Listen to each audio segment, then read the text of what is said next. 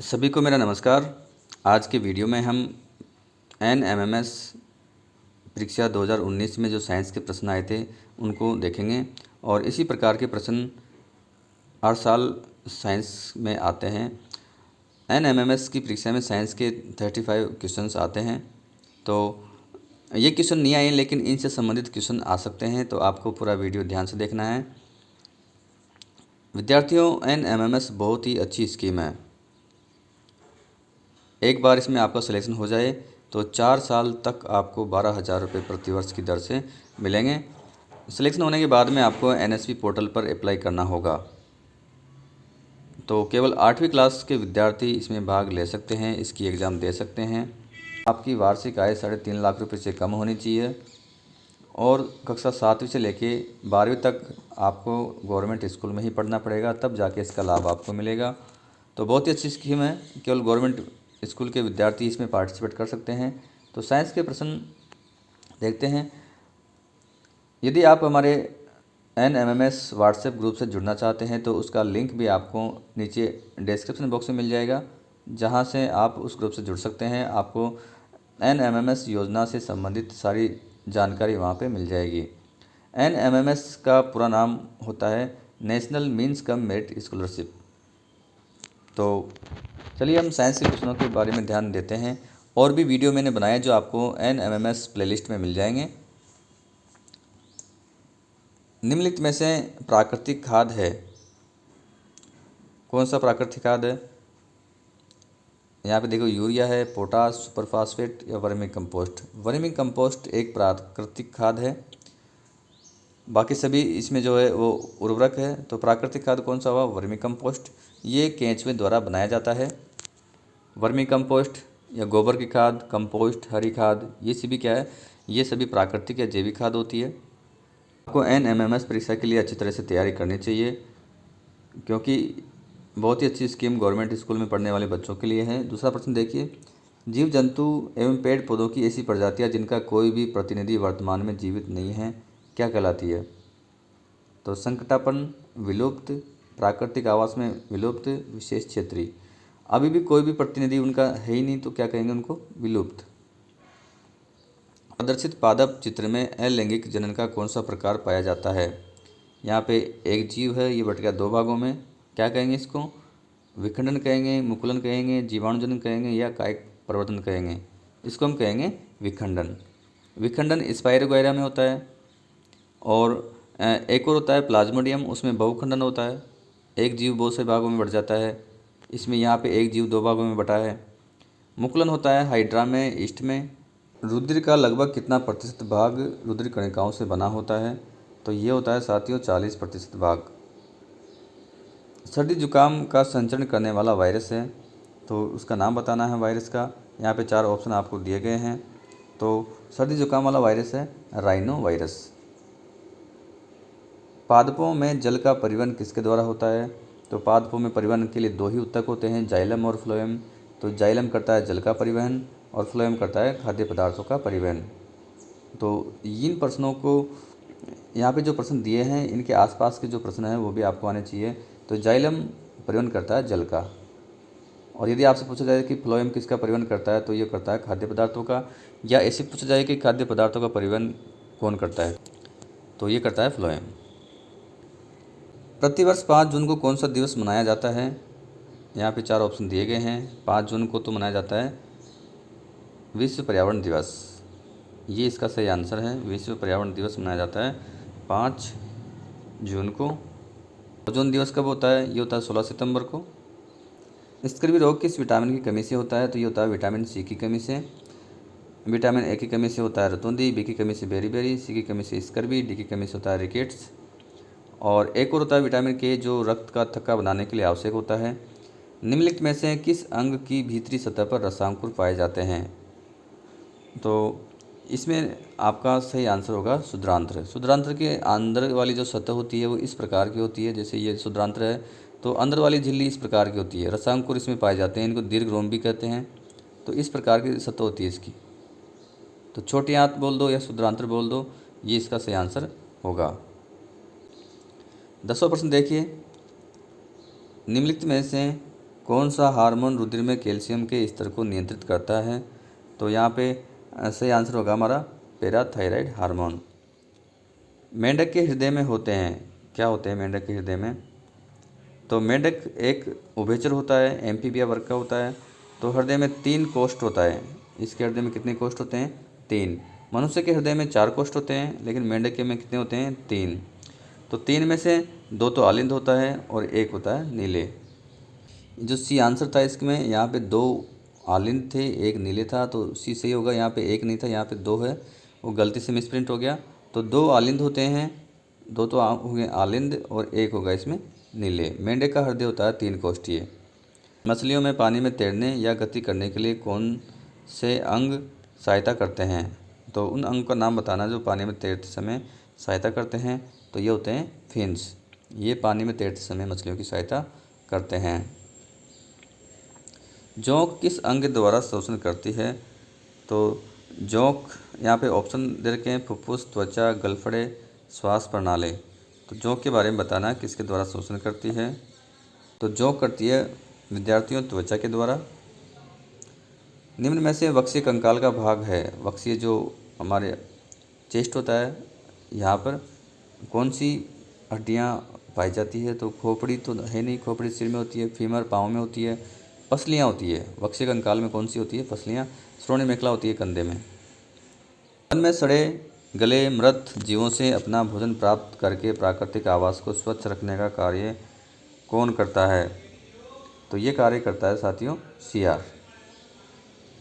ये सड़े गले मृत पदार्थों से अपना भोजन प्राप्त करता है, उनको नष्ट कर देता है। वायु उदाहरण है, वायु क्या है? मिश्रण है, लवण है, अम्ल है, क्षारक है, ये तो है नहीं। तो वायु क्या होता है? मिश्रण। वायु में बहुत सारी गैसें होती है। ठोस को वाष्प में बदलने की प्रक्रिया क्या कहलाती है?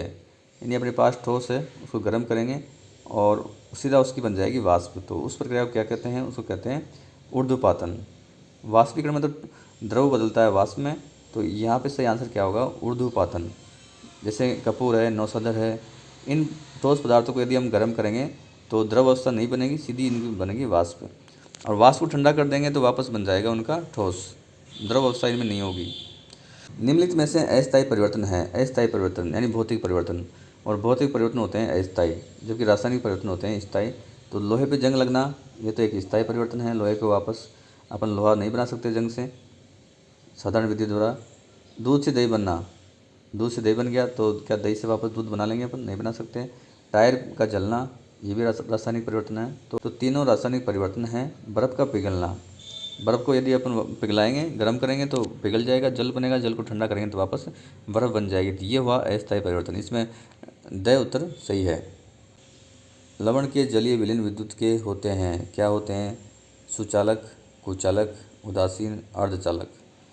तो जितने भी लवण हैं यदि हम उनको पानी में घोलेंगे तो उनसे बनेंगे आयन, और आयन बनने की वजह से लवण के जलीय विलीन होंगे विद्युत के सुचालक।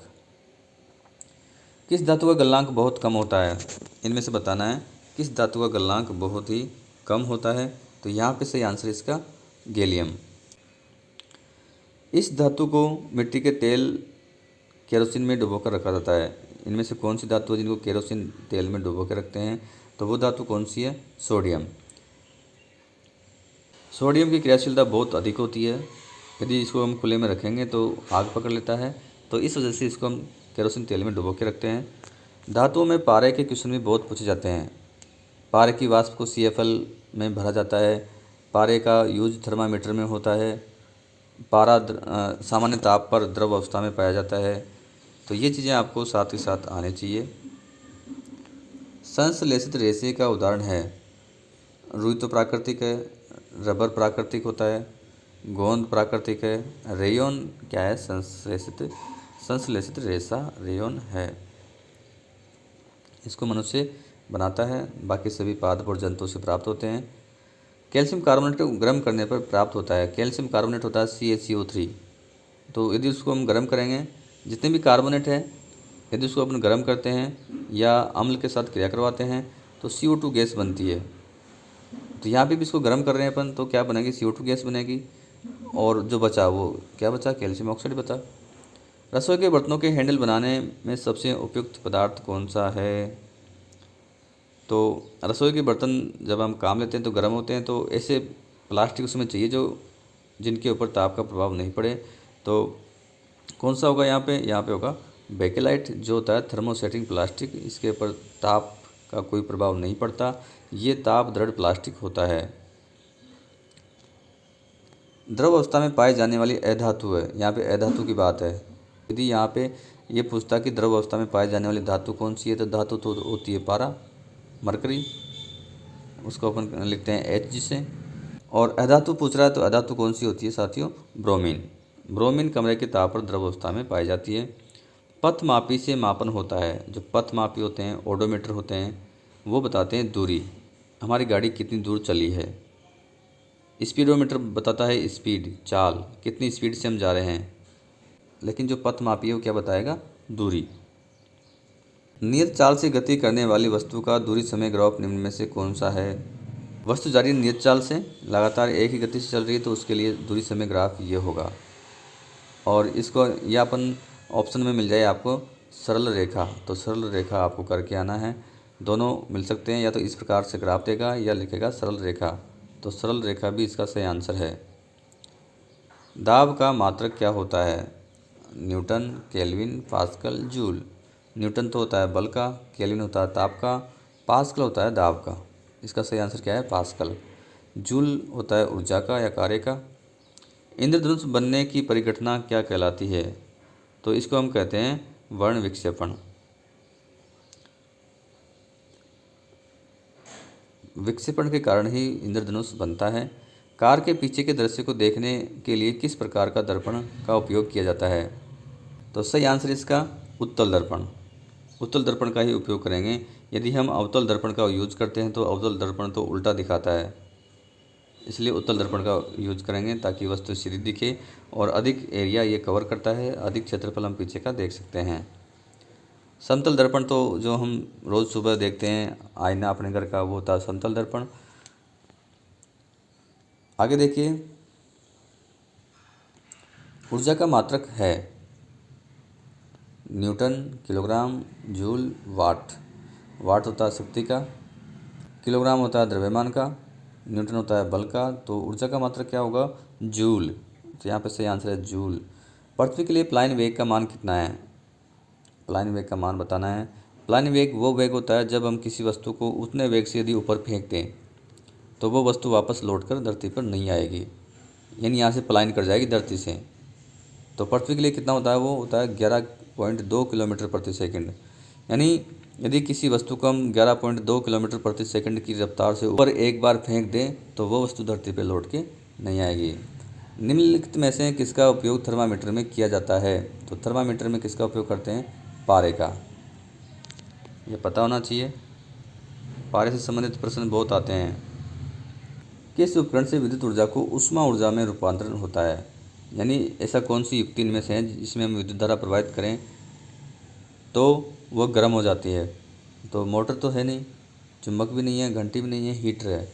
ये विद्युत धारा के ऊष्मीय प्रभाव या तापीय प्रभाव पर आधारित है। विद्युत धारा प्रवाहित करते हैं तो वह गर्म होता है और वहाँ पे हम खाना उस पर बना सकते हैं। भारत द्वारा अंतरिक्ष में भेजे गए प्रथम कृत्रिम उपग्रह का नाम क्या था? तो विद्यार्थियों वो था आर्यभट्ट।